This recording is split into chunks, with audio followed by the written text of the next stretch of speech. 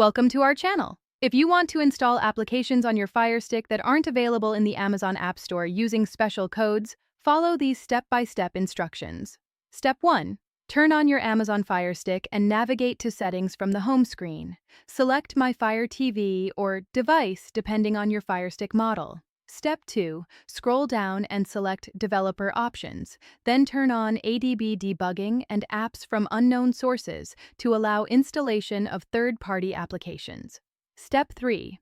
Return to the Firestick home screen and use the search function to find Downloader.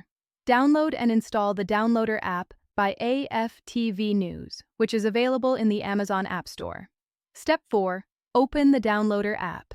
If this is your first time using it, you may need to grant storage permissions when prompted to allow file downloads. Step 5.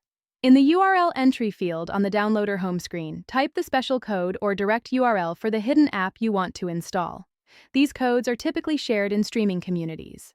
Step 6. Press Go or tap Enter to begin downloading the APK file. The download progress will be shown and the time remaining will be estimated based on your connection speed.